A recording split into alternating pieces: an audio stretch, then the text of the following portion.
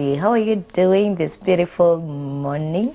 Is it chilly on your side? Ama iko tu sawa? Anga iko How is it? Hoping you are having a good day and a bright morning so that you can kickstart your day on the right note. Today is Family and Health Thursday, and as promised earlier on, that today we'll be talking about modern day parenting, and we are so graced to have with us a man of God. He's none other than Samuel Mwai Kariuki. He is a reverend, and he has worked as a senior pastor for 9 years at the African Gospel Church Kenya, AGC. He has also served as a youth pastor, a lead pastor, and as a director in God's Children Ministry. That's a home for the AGC in Art Salga. Also, he has a bachelor in arts in biblical studies. He also is working currently as vice secretary for Nakuru Children's Homes Network within the county. Also, currently, he's ministering as the director and founder of the Bridge Ministry Kenya. Yes, and that is who we have in studio today. Hope you're eager to learn the modern day parenting. And he is also a father, and so he'll be sharing with us some of those experiences. So, natumai uko ready. Remember, you can connect with us across all our social media platforms.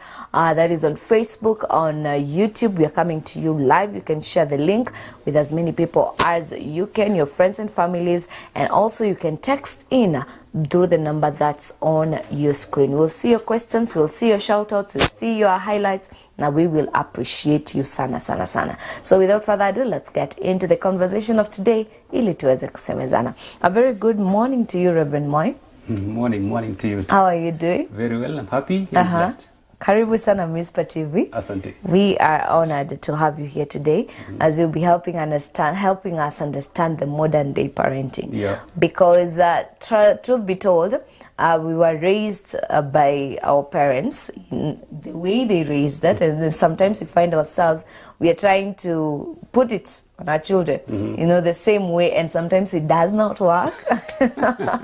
We as the children sometimes tunakuwa vichwa ngumu because they're like, now we are not used to that. Yeah. So we'll be glad as you help us understand the modern day parenting. But in a nutshell, what can you say that is? Modern parenting is it's a bit challenging to most of us because we were raised differently. Okay. Some were raised in the rural areas, others in town. Yes. So when you talk about modern, so what modern is this? Because I believe for those who are coming from the rural areas would say modern is having mkate and blueband. Ah. Yeah, and for those who are in town, they'll say pizza. So those are two different things. So it depends on where you're coming from and the kind of modern life you want to live. Okay. But I believe, I cannot put a ceiling that this is the modern life. Yes. I think modern life is a standard that you have raised from your mother or from your parents to now where you are. Okay. Yes. Okay. That is a very good introduction. Yeah. And now coming to some of those things, what are some of the effective strategies, as parents, as they come together? What are some of those effective strategies? We start off with the disciplining one, because I think that cuts across and shows the modernity of that issue. First of all, I would want to say there's a difference between discipline and punishment. Okay. Yes, as you read the book of Proverbs, it speaks about my son, my son. So that means there's a relationship in discipline. Okay. But punishment is to instill pain into such maybe a kid or a person. Okay. So that's why we say there's a difference between punishment and discipline. Okay. So discipline is out of love. Okay. And then punishment is out of anger. So you have done this, so I'm mad about you. So you have to do this. Okay. Like when we were in school, the best punishment were jembe. Tomorrow come with a jembe. Yes. So that's not discipline. That is punishment. Yes. Okay. But when the teacher is telling you, why are you doing this? So that is discipline. So that means there's a sense of correction, the sense of love, the sense of care, you know, the sense of wanting to know why are you doing this and what is the point. Okay. But discipline is instructions. Okay. Punishment. Is instructions. Okay. Yes. So discipline comes with love, but punishment comes from anger. Yes. You're punishing that. And just curious to ask, parents, do they punish or discipline? It depends, because when we were growing up, some of our neighbors, kifanya makosa, I saw this quite a time, when mama anachukua kisu anaweka kwa moto, anakuguza nayo kwa mkono, hii mkono iliiba, anakuguza na kisu. So to me that's not discipline, that's punishment. That's punishment. Because it's not out of love. But when you tell your child, this has happened. What is the problem? Okay. So that's kind of conversation. Yeah. So that's why we are called parents. Okay. So parents is parenting to the place that you want them to be. Okay. Yes. Okay. And which one does the children? Because I know you've worked with children for the longest time. You've children ministry. You're passionate about it as well. And so, what works for the many years you've had, and also with your experience with your own children? What works? Does punishment or discipline? Which about the two works better? It depends. It depends on the child. Oh. It depends on the child. Okay. Like I work with a section of street ministry. Okay. Children connect to the street. Okay. So we don't call them street children because street don't give children. Yeah. These are our children. Yes, yes. So we call them children connect to the street. Okay. So their discipline or punishment is different from a child who is being raised at home. Okay. It's totally different because depending of upbringing. Okay. You may tell your daughter to sit at the corner, but you cannot tell a street boy to sit at the corner. So you tell them to sit at the corner, they sleep because that's a comfort place. There's no harassment. So for you, you're thinking you're disciplined, but for him, it's a comfort zone. So it depends on the child. Okay. It depends on the child. Yes, and the environment they're coming from. The environment they're being brought up from. Yes. Amazing. And so the strategies that we can use as we get to ensure that we are disciplining our children, and our children are being disciplined. Yes. Yeah. So there are many stages of discipline, and one of it that I would sum up with it's called stage of age operating limits. So a child of 7 years, you cannot discipline or punish. Let me not say punish, discipline the same way a child of 15 years or 13. It depends. Yeah. So to me, it's so the limit is. I mean, the best thing to do is to communicate. Okay. Communicate. To which child? The one of 15 years old? All of them. All of them. All of them. Communicate to them. Say, you have done this. Okay. At your age, what are you supposed to be doing? Oh. So if they are older, like 13, 14, 15, let them think from themselves. That what I have done. Show them the problem, and then let them solve the problem.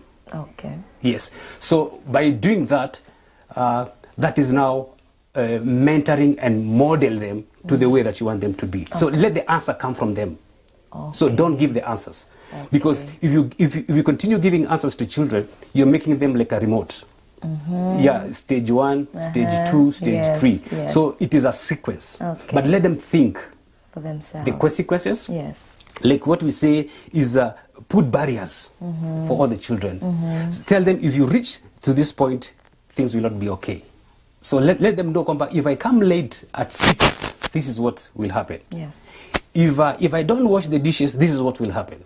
So let them know and let them do what they think is best for their age, and then give them a thumbs up. Okay. Yes. Okay. Yes. That's a very good one. That's a very important one, because sometimes unapata you've growing up unapata umechapwa and then unajaribu kufikiria nini nimefanya.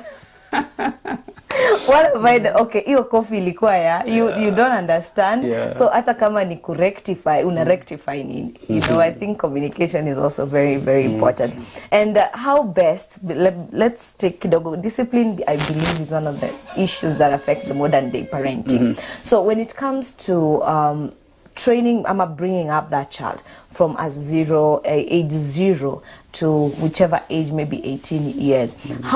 What are some of those strategies you can instill to make sure that hawapotei? Unajua mtoto mleavu akiwa mdogo hivyo mchanga, that's how they grow up. So what are some of those things that they can do as parents to ensure? So I think as a parents, let's have the rules and the boundaries. Okay. Yes, the rules and the boundaries. So like 15, because right now 17 to 13 wanapenda kuingia around 5:30, 6, 7. And if they are young guys, vijana, they want to hang around, push around with some girls huko hivi. So the ladies wanataka ku rom kidogo, lakini around home ndio before ufike wameingia. So let them know kuingia kwa nyumba ni saa 12:30. So let that be clear. And if wakiingia saa 10 ama saa 1, let them know this is the punishment. Okay. You're gonna get. Okay. So this is the boundary, and this is the discipline. Yes, and then as a parent, be firm. Let them know kwamba hii nimesema na itakuwa hivyo. Okay. No shortcut. No shortcut. Let them know this is wrong and it is wrong. So wakishajua hivyo, then they will know how to keep their boundaries. So let's have the boundaries. Okay. Shida hii ni hii, shida hii ni hii. Yes. Amazing. I like how you're putting it, because there are those also, we've seen parents leo anasema hivi, kesho ako hivi, so mtoto ako so naweza chezea mom kidogo naweza fanya hivi, nifanye hivi, hana shida, hayuko farm. So I think that's also very important. And also, now coming to the next question, how can parents foster independence and responsibility in their children from a young age? The other thing I think we need to do as parents is to have independence. Encourage them to be independent. Okay. Encourage them to be creative. Okay. Encourage them to do responsibility differently, because every child is different in their own ways. Okay. The life that we're living is a bit critical. Yes. So let them have critical thinking. Usiwafikirie kila siku. So let them think for themselves. Yeah. Last week kulikuwa ni Valentine, and my daughter wrote a card for me. 9 years old. Okay. And I love you, Dad and Mom, and happy Valentine. Yeah. And you're special. Hey. So I had to go out of my way with my wife. Then we went to the supermarket. My daughter loves toys, Gari.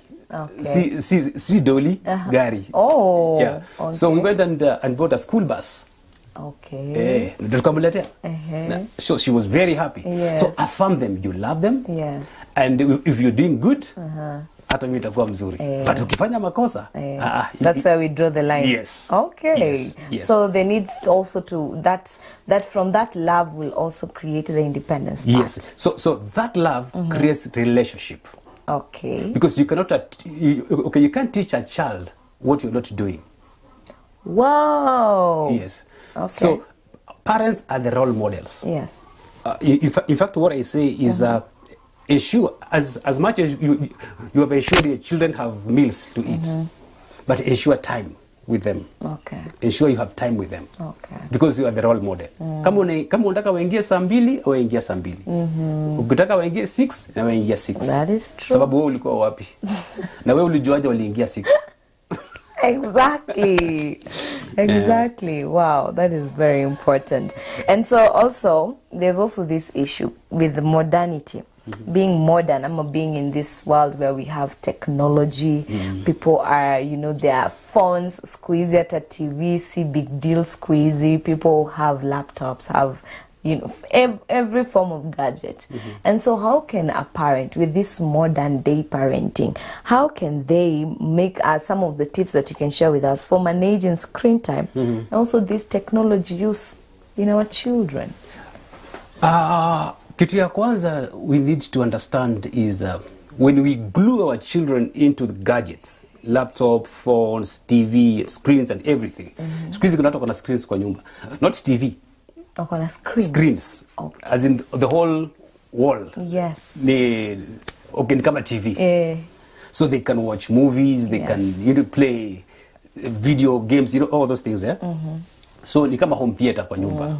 So depending on where you're coming from. Yes. So one ni health hazard.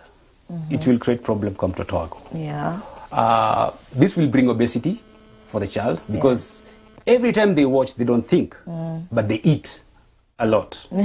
So one, they will create obesity. Yes. Wataza kuwa wale watoto kubwa. Yes. And then the other thing is something somewhere thinking for them. They're not thinking, doing something new. So they want to see, watch cartoon and do like what cartoon do. Is of disorder. But let them think for themselves. So hiyo ina create health hazard ya kwanza. Ya pili, laziness. So let's have time for everything. Okay. So depending on their age, kuna ule wa kufagia nyumba, kuna ule wa kuosha vitu, kuna ule wa ku, everything. Let them do something. Because if they don't do anything in their home, they don't own their home. Oh. So let them own their home by being part and parcel of their home. So kama ni kuosha vitu, waoshe vitu. If they're making their bed, let them make their bed. And let's have a specific time for maybe watching TV. Yes. And if they are watching anything, as a parents, you need to be there. Watch with them. So many times when I'm at home, I watch cartoon with my children. Because I want to know what they are watching. The language these children are getting from this cartoon. Yes. Many other things, even the dressing. Sophia the First and all those things. Yeah. So they go to the supermarket, they want to buy the same clothes as Sophia the First. But what was the point here, Sophia the First? So the point of Sophia the First, the dressing and everything, is to attract children. So if they attract children, they get the attention of the children and then do something nasty or something bad, so the children will emulate them. Yeah. Because washamuona vile anakaa. Yes. So that's why we say parents are the role model to their children. So if you're leaving your children to TV, then the TV will be the role model. So anything that happens within the TV, that is what they will do. Okay. I have a friend mwenye mtoto wake anajua vipindi zote za TV. Zote, cartoon zote.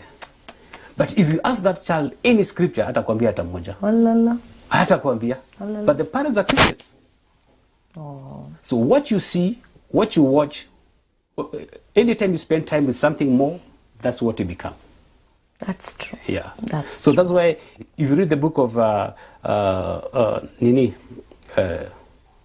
let me remember that scripture. The train a child, Proverbs 22:11, 6. Train a child the way he should grow. And when he grows up, he'll never depart from it. Yes. You see? So if you train a child that way, that is what you're going to see. Okay. So mtoto ni kama dustbin. Una deposit what you want. Ikija, wewe ndio utajua kama utachoma ama utasave. Kweli. So wewe ndio uko na hiyo kazi. Okay. So let's avoid them to watch a lot of vipindis kwa TV. So tujaribu ku minimize that. Okay. Yes. But what about the concept where the parent is maybe is at the home setup ako kwa nyumba, and then there are things that they need to do, and children can be a handful, and so you're just trying to keep them busy, and so the only thing you can keep them busy with, you're like, see, I watch cartoon. Yeah. For those toddlers, yes. This is the age of the toddlers. How best can they handle that? As much as they want to keep them busy, but then I see escalate to something else. Yeah, for those who have internet, that would work well for you, because you will choose what kind of programs you want to put to your children. Yeah. For those who do not have internet at home, just need TV blank, that's a bit challenging. But pale tu tumetoka pale mbele. Let your no be no. Let your yes be yes. Okay. So specify kwamba at this time I want you to do this. Kama ni kucheza kwa nyumba, kuna vitu za kuchezea kwa nyumba. Okay. Kama ni kufanya homework, kuna vitu za kufanya homework.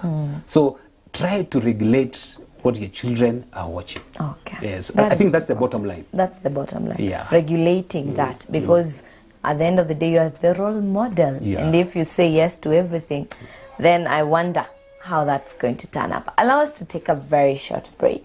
But when we come back, we still have the man of God, Reverend Mwai, with us. And he's helping us understand the modern day parenting with all its challenges and the do's and the don'ts. Hope you're learning. We'll be back after the break.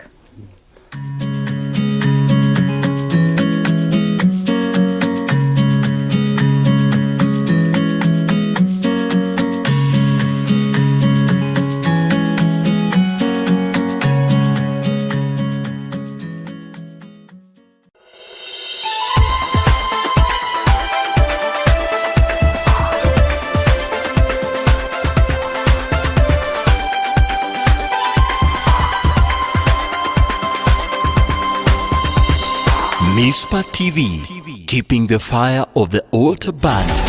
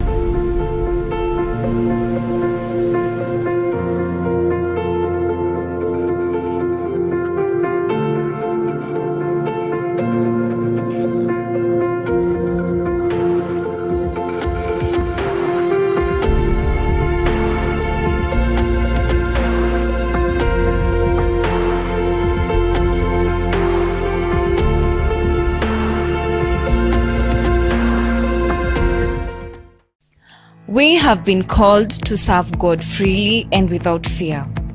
We therefore invite you for deliverance prayer sessions at Mizpah House of Prayer, Bahati, Nakuru. Wewe ustahili kubeba maombi ya kishetani. You have power kupitia damu ya Yesu. Wewe una nguvu.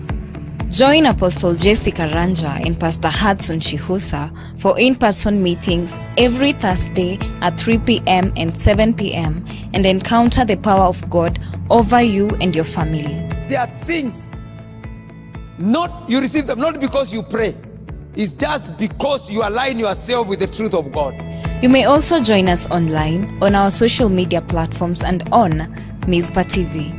Contact us on 0727 766 553 for accommodation bookings and more information. You will win in your life, your family, and your ministry, for the Lord is on your side.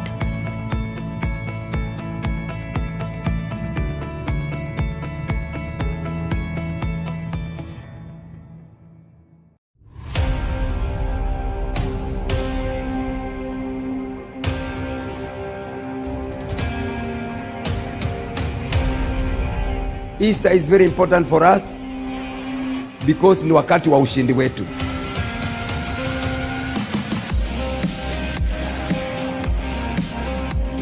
The big thing is not the number of people. The big thing is the presence of God. It will be a time of great healing, a time of great miracles. Prepare yourself for this great festival.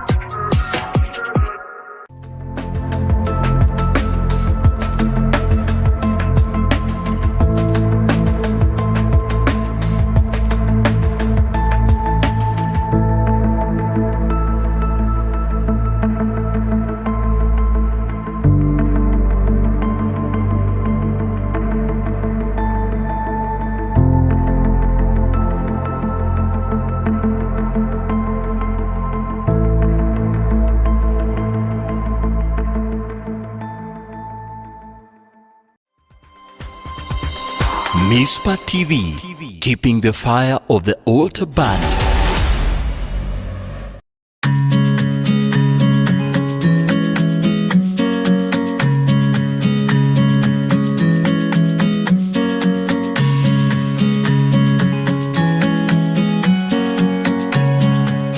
And we are back. Welcome back mpenzi mtazamaji. Kipindi ni Nuru ya Asubuhi, Family and Health Thursday. And with us in studio, we are having Reverend Samuel Mwai Karaoke, who is a reverend and has worked as a senior pastor for 9 years at Africa Gospel Church, Kenya, AGC. He has also served as a youth pastor, a lead pastor, and also as a director in God's Children Ministry, a children's home for the AGC at Salga. He has a Bachelor of Art in Biblical Studies. He also working as a Vice Secretary for the Nakuru Children Homes Network within the county, and also is ministering as a director and founder of the Bridge Ministry Kenya. And so we are talking about the modern day parenting. Hope you're eager to learn and also ready to hear more. So karibu tuzidi kusemezana. The number is on your screen, and also on Facebook and YouTube, Mizpah TV Kenya. Welcome back, man of God. Amen. And thank you for your great wisdom on some of these issues, because I believe they're affecting so many parents. Kuna watu wanashindwa, ni mimi shida, ni mimi sijui kulea, ni nini, what is not happening? You know, wako like, we never saw this in our generation. Sisi hatukuwa vichwa ngumu kama hii generation. So how do we deal with these children? And so thank you so much for helping us understand better on that. And so as we're going, we're talking about the screen time, managing of the screen time for that children. And as we want to break, there's something that you mentioned that I'd like you to help our viewers with. That is investing in children. You know, you were saying there's a difference between investing for the children and investing in the children. Help us there. Yeah, I think this is very important to understand. Yes. That investment in us, it is not just investment. So you're putting something into something. Yeah. So there's a big difference between investing for the children and also investing in children. Okay. So when you invest for the children, you accumulate masses of maybe wealth for your children. You buy plots, shambas, trucks, you know, all those things for the children. But when you invest in children, this is what we want as a modern parents to do. Investing in children is working, talking to children on what you are thinking for them. Okay. It's like you're putting your minds into their mind. Okay. That when you're not there, they're able to do exactly what you want them to do. Okay. It is not a remoted parenting. Is a partnership parenting. Okay. Is a relationship parenting, where you talk. Your partners. Okay. Your partners at home. So I remember my dad used to tell us that we have a shamba in this place, and we want to sell that shamba to pay school fees for you. Okay. Hiyo shamba si yetu, ni yake. But he had that courage to sit us down and tell us as children. I think we were in primary school. And sometimes we were asking ourselves, what is the point of this?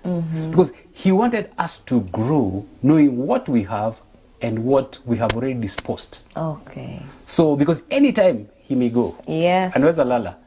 Na sisi tunajua shamba yetu iko pale Bahati. Kumbe ilienda. Na kumbe ilienda. Yes. So tunaenda kuharas watu kule. Because we have hatuna idea what happened. So he was investing in us. And today, whatever I have, my children know. Wow. Because I got it from my parents. Okay. So my parents were investing in us, not for us.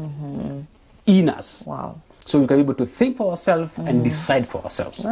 Yes. And that is totally modern day, because kitambo ati mzazi anakuisha chini anakuambia ati umefanya nini? Wewe ni mtoto, kaa kwa laini yako. Okay, that is very important. Also, there is also another thing that we can would love and appreciate if we talk about. How can parents navigate the challenges of raising a child with a special need in this modern day parenting? Special need is quite vast. There are those who, we don't call them slow learners, but we call them, this is what I want to put it. Not slow learners, but we call them light learners. Light. Okay. So they don't get everything, you know, as fast as yes. So that's another kind of special need. Okay. And there are those who are disabled, maybe mkono, mguu, or macho or something. So it depends on the child. But let's talk about the both sides. Yes. So the one that are maybe mkono, mguu, mlemavu kiasi, the best thing you should do as a parent is to have a support group. People who think like you, people who do things like you, like what your child is, maybe kama ni cerebral palsy or maybe something, migu or something. So have a support group that you can be able to encourage each other. Yes, and be able to work together. Whatever challenges they are going through, so you can identify, you can share. Yes. So support group ili muweze kujengana moyo. Usiwe peke yako, because sometimes kuna wale wanaofungia ndani ya nyumba pale, na kuna wale ambao maybe ni mkono yake imevunjika but akili yake iko sawa. Anaweza kufanya kitu, anaweza kushona. So maybe mguu ndio mbaya lakini mkono iko sawa. So tusimwangalie kwamba ni mlemavu kwa njia zote. Ni mlemavu kwa mguu ama ni mlemavu kwa kichwa peke yake, lakini miguu anaweza fanya kitu, mikono anaweza kujifanyia vitu. So tujaribu kumjua kwamba huyu mtoto tunaweza kumsaidia kivipi. What is best for this child? Because every child is different. So tusiwachukue wote ni wajinga, wote ni walemavu. Ni kitu gani kizuri huyu anaweza kufanya? So there's a saying that I usually say is I like where there's nothing to make something. Yes. That is important because they also kitambo. Let me trace it back in a way. If you would find people, the parenting mode was for you to hide that child, you know, and just make sure that asumbui watu, like kama if it's wageni yako bedroom, you know. But right now I'm seeing people are able to embrace, and they even working with them, they're taking them out, just making people know that I have this child and this is what they is going through. Yeah, some of these children, their mind is okay. Nile tu maybe ni mguu. Yes. Let's give them opportunity to do something different. Yes. Tuwapatie tu ile uwezo wa kufanya kitu fulani sababu maybe mawazo yao iko sawa. Na tunaweza kuwaficha kwa nyumba but we are killing their self esteem. But later itaku affect wewe kama mzazi. Because you are growing and you're facing out. Na huyu anagrow akiendelea to maturity. So you'll have a big problem, itawachia nani huyu. But if atakuwa self independent, you have no problem. But so remember kwamba wewe ndio create shida ya mtoto zaidi because umemficha. So expose them. Let them know what is happening. So waweze kuelewa. Na yule maybe mawazo yake ndio si mzuri. So jaribu njia moja ama nyingine ya kuonesha upendo. So what they need is love. That is what they need. Yes. And you've talked about the self-esteem and also the emotion. Also that brings us to the next question that is very also important. That how can parents support their children's emotional development and also mental well-being? Because there are children who grow up fearful. You know, they feel insufficient in life. But if you take them back, you trace it back, this is due to the parent, how they were treating them. So how can a child make sure that they are supporting this child's emotional and also making sure that they are able to have a good mental well-being? 70% of what we do sticks to our children. 70%. We went somewhere for a birthday party with my wife. Na mtoto wa rafiki wetu. This boy is I think 4 or 5.5 maybe something. Aliambia sister yake nitakuwekelea coffee. So when we were eating nitakuwekelea coffee and one of us around the table said, I'm sure mama yake ndiye anasemanga hivyo. And then the mother laughed kabisa akacheka. Akasema ni kweli ni mimi nasemanga hivyo. So 70% of what we do sticks to our children. So if you're looking at at your child, that's your photocopy. We're the original. So whatever you want, paste it to your children.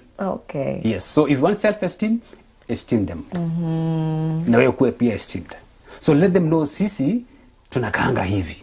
This is our behavior. Sisi hatusukumwagi ovyo ovyo. Hapana, tuko na boundaries. Sisi hatufikangi hapa. So our mom used to tell us utoketio. Hii tabia umetoa wapi? Because kama wewe ni hapa sisi hatufanyangi hivi. Kama wewe ni kule basi hivyo ndio mnafanyanga. So 70% of what you do it will replicate to your child. Okay. Yes. And what about this person who never grew up maybe with self-esteem, did not grow up with a good, emotional development and well-being, but they want to also make sure that their children don't get exactly what they did not grow up with? Because sasa ni copy and pasting. How can they support their children to be better than them? So that's why we have uncles.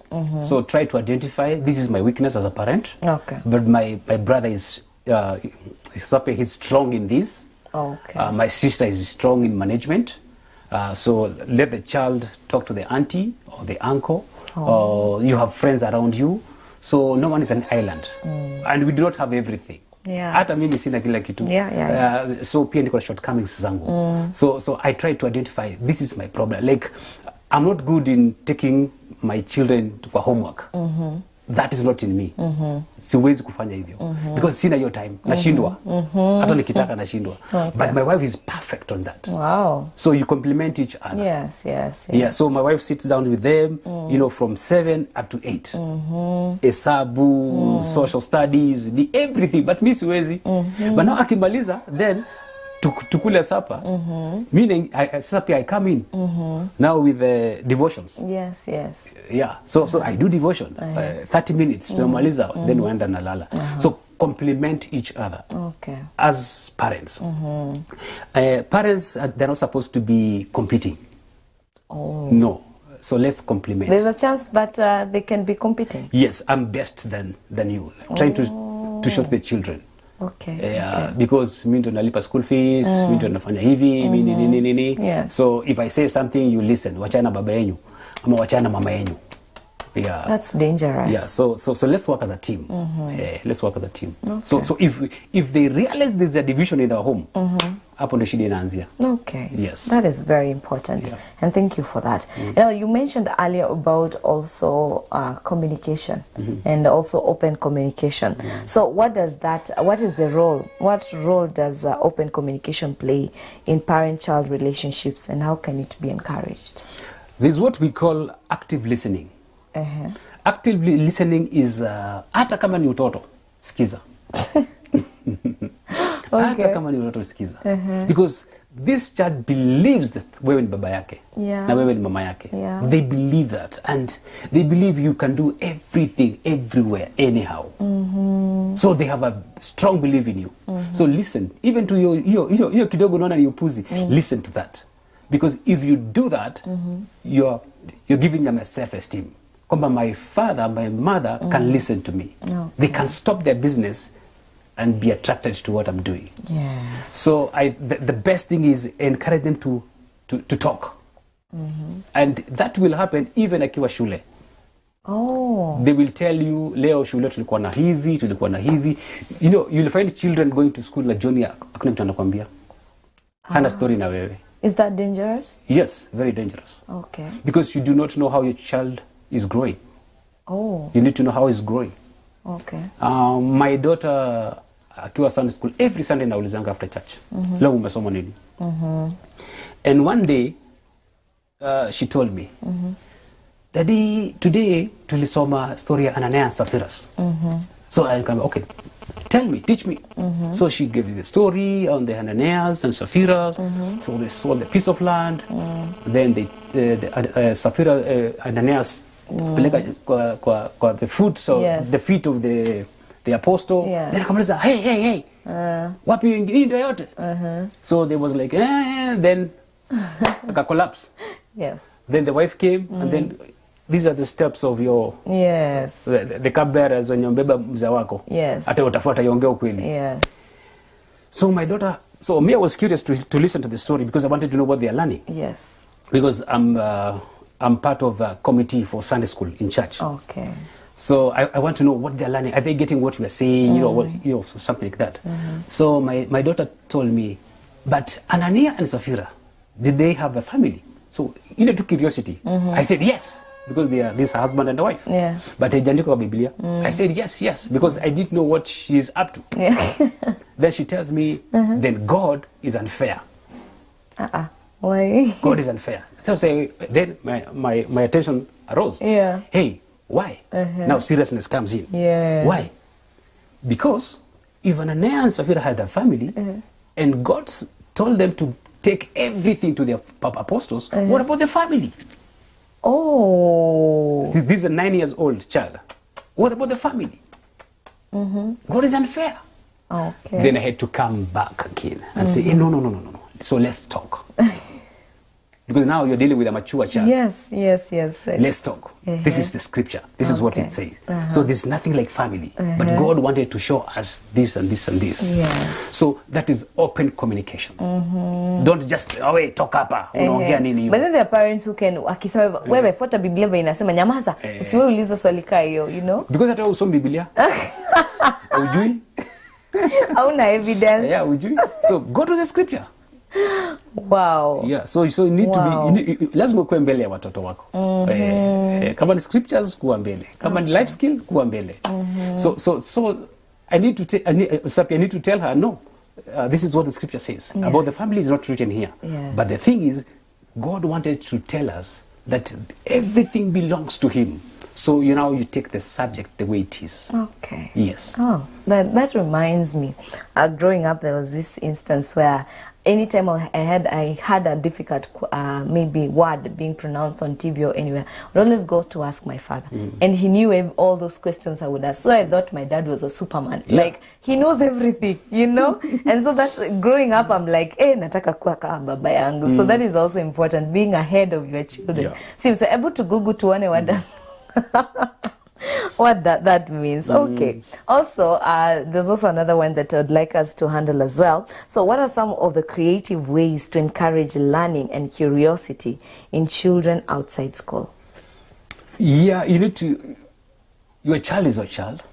At home, at church, school, and everything. So you need to know everything about your child. Yes. The friends that she or he will walk with, they play with. You need to know exactly how the names that she mentions at home, like John, Matthew, Mary, then you get to know how ni nani, how is Matthew, anaishi wapi, vitu kama hizo.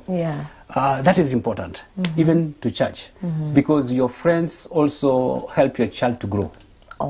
The other way, either bad or good. Yes. So you also need to know that.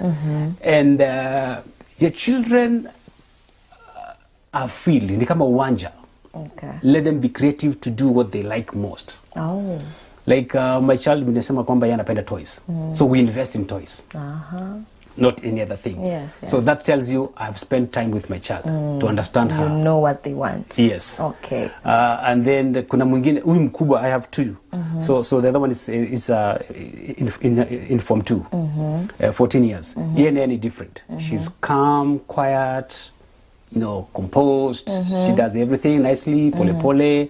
So I think the other one is like me. They haven't come mama yake. So because my wife's also the same thing, quiet, calm, thinker, planner, everything. Wow. So your compliment lazima ikue. Yes. So sasa pia sisi tumuita ni speed governor yetu. Sisi tukikimbia yeye tunapiga break. Calm down. Yeah. So you need to understand your children. What kind of games they love. What kind of things they like watching. All these things. But for me, I have decided. Hata nini mtaka kuwatch. Anything towards God. For me is okay.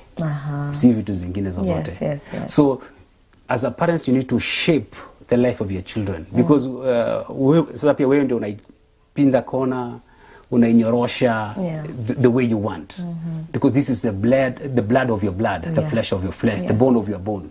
So you have all the authority to mentor, to mold the way you want to. So number one is to encourage them to nurture their interest. Nurturing their interest. Okay. Are they footballers? Hata kama ni girls, encourage them to play football. Okay. Nurture their interest. The other thing is to ask open-end questions. Like how, who, when, why. That creates a conversation. Creates a conversation. Okay. Kwa nini walifanya hivyo? Mimi singefanya hivyo. But don't tell them the answer. Let them tell you the answers. So create that environment. The other thing is prompting thinking. Prompting thinking. Let them think. Okay. think weird. Hizo vitu, let them think. And then wezilete pamoja, this is how now you're supposed to do. Zichonge. Okay. So let but them they've thought them for themselves. Yes. Wow. And then chonga tu ikuwe vizuri. So your work is just to mentor them. But let them think, bring it out. Then you're able to know mtoto wangu ako this level, mwingine ako this level, mwingine hivyo. Kuna mwenye si mzuri kwa masomo. But ni mzuri kwa kitu kingine. Yes. Kuna mwingine ni wembe, kuitanga wembe. Kwa shule. But hizi zingine ni vingine. So try to balance as a parent. Okay. Yes. Wow. I just hope you've been able to cover all round parenting, modern day parenting. We're looking at the key areas for each, because parents are out there confused on how do I handle this, how do I handle that. And thank you so very much for helping us go through all of that. And so as we get to wrap up, what is your last take to our parents when it comes to the modern day parenting? Practice what you preach. Practice what? Preacher man, preacher woman. Yes. Yeah, okay. When I'm talking about preaching, it's not necessarily at the pulpit. Yeah, I get it. It's your lifestyle. Yes. So as we said, 7% of what you do is copied to your children. So practice what you preach. Okay. So if you are saying don't drink. Si useme watoto msikunywe and then you are there drinking it. Sema pombe ni mbaya na wewe umelewa. Okay. So utatuambiaje ni mbaya na wewe umelewa. Okay. Sigara ni mbaya na wewe unavuta. So practice what you're preaching. Okay. So let them know sisi ni hardworking people. Then tufanye kazi na bidii. Yes. So watajua baba yetu ni mtu wa bidii. Yes. For the boys as they grow up. 85% of the ladies they marry is a photocopy of their mother. Wow. That is what they know. Okay. So they're looking for a wife, they're looking for their mother. Anavanga hivi, anakaanga hivi. Yeah. Kama mama yako anafunga kitambaa, they look for a lady who will funga kitambaa. Kama mama yako alikuwa anashuka nywele, they look for a lady who anashuka nywele. Yeah. Because they know this is how my mother anakaa. Yeah. And if I take this lady to my mom, she'll be here. Yes. Because anafanana kama yeye. Yes. But if I take ule weko na makeup na mamangu sio makeup, tricky. Itakuwa ngumu. Yeah. So they know even before they bring the lady kwa nyumbani, they know huyu atapenya. Lakini huyu atatoboa. So for the girls, the same 85% from their dad. Okay. Because they will tell you, my dad used to do when husband. Yes. When husband yake. My dad will be, hey, your dad. That's your dad. Ni mimi. Mimi ni different. You came from different directions. Yeah. So they would want to see their dad in their home. Okay. But that has to have a limit. Okay. This is not your father. This is not your father. Yes. This is your husband. Yes. So you need to know, hata kama anatakana kuwa baba yangu, but huyu si baba yangu. Na yeye pia akona baba yake. So mulete difference zenyu pamoja, mzike pamoja, and say this is how we're going to live as a family. So you bring harmony. Wow. Yes. So and then set your roles. Wow. As a family. So not as a clan, as a family. So set your rules. So this is how we're going to do. Yes. So we're going to do, maybe you're coming from this church or the other church. Yes. So to may agree, do we go to this church or the other church? Okay. Wakioana. Okay. Ama do we go for a neutral church that mimi kutoka yangu nimetoka yako tumeenda hii. Wow. So that's why we need a lot of agreement. Na hiyo inaanzia kwa watoto. Yeah. Itaanzia huko chini. Okay. So the way they have been brought up with the communication, with mentoring, because mentoring is relationship. Yes. Okay. Yeah. That is powerful. And thank you so very much. And currently you're the director and founder of Bridge Ministry Kenya. Yes. What does it do in like seconds? Oh yeah. So Bridge Ministry Kenya is a ministry that ministers to the children connected to the streets, children at the remand, children at the slums, and the youth. Okay. So that is what we do in a nutshell. So we have feeding programs, we have Bible study, we have VBS, Vocational Bible Schools. Yes. We also do life skills, we also do agriculture, because we teach children to do agriculture. So our ministry is about children and the youth. Okay. Period. Okay. So we teach children to do agriculture because when we were growing up, tukifanya makosa tunaambiwa leta jembe. So we hated agriculture. Yes. And the country says, agriculture is the backbone. Yes. So tutaenda wapi bila agriculture? Actually, we go back to our roots. Yes. So we do life skills, and many other things we do with children and the young people. Our calling is toward the children and the young people. Okay. And it's bearing fruits? Very. Okay. So we have this year, from January to this point, tumeweza ku reintegrate children for connect to the street, 13 of them back home. Wow. Yes. Congratulations. Yes, we have done that. Keep at it, and more grace to you. Amen. And the team, say hi to the team as well as you go. Amen. And I'm sure we'll call you back to tell us more about some of those things that are connected to children homes, and also children are connected to the streets as well. Yeah. Because we also need to show them love as well. Yes. So thank you, Reverend Mwai. Asante. It was an honor to have you today. Amen. And I hope, mtazamaji, you've learned and now you know better on how the modern day parenting should go about. After this, we'll be coming back with MC Joseph Karanja, and then baadaye we'll be having Twende Jikoni. So leo tuko fully packed. Hope you're ready to learn.